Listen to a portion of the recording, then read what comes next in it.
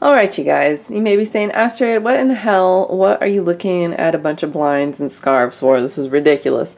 Well, guess what?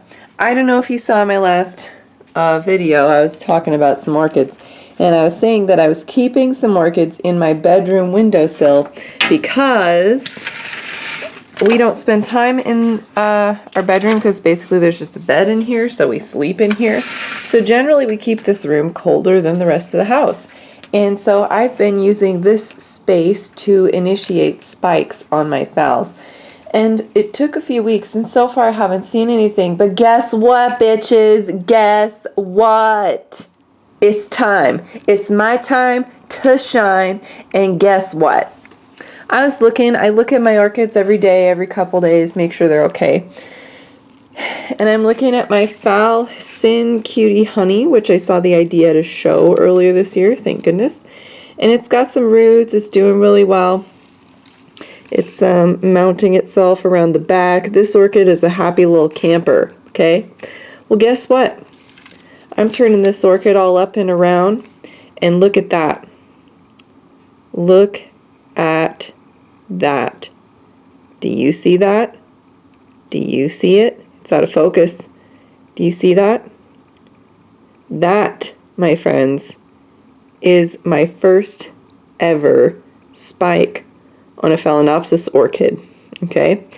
I've never gotten one of these to rebloom, and that's because most of mine in my collection have been sick. But look at how I know this is a spike. You can see the end isn't smooth like a root. You can see it has a little pointy shape on it, and as it gets bigger it will start to look like a mitten. That's how you differentiate it. It has a similar texture to the leaves. Rather than being shiny, it has kind of a matte finish. Okay? And if we hop over here and look at some new roots, you can see that the new root, the tip is shiny, smooth. It's a different texture from the new flower spike, but this, my friends, I will bet $100 that this is a flower spike. Additionally, it's under the 1, 2, 3, 4. It's under the 4th new leaf. Typically they come out from under the 3rd new leaf, but here we have one under the 4th. And just look at this. I am in awe. I am so happy.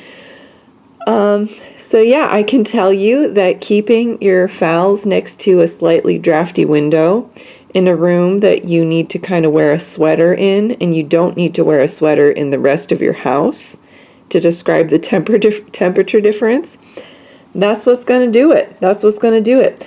And I'm just going to leave my other phals in this window until they get cold. Now, I read I don't know how rigorous study done by someone who Ray Barkalow knows on firstrays.com. Ray Barkalow is the one who designed the semi-hydroponic growing method. And he likes to analyze things from a scientific perspective, and that's just right up my freaking alley because I am a scientist as well. And they did a study on temperature effects on Phalaenopsis orchids. And what they found is that phals don't necessarily need a nighttime temperature drop. They need an average temperature differential of 10 to 15 degrees. So if your average temperature's been 80 and you drop your average temperature to 70, 65, that is what's going to initiate spiking, not necessarily a day-night temperature differential. And let me tell you something.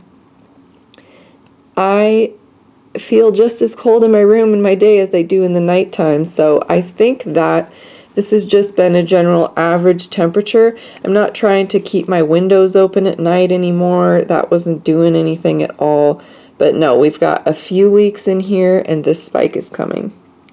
Now that I'm thinking of it, though, I do wonder if chilling it with the windows open or not was what caused this, because this has only been here in a few weeks, and that study showed that it took a couple weeks, 10 to 14 days of cooler temps, and then 4 to 6 weeks later a spike would initiate. So actually I don't know what caused this, but anyway, you can just take all the things I said and make your own conclusions from them, because I honestly Don't really know why, now that I'm really thinking on it, this happened. But I know it happened, and I know I'm excited.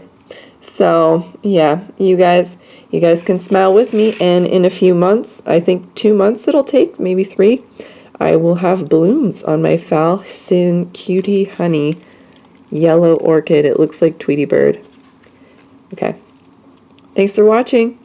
Happy growing. Have fun, guys. Bye.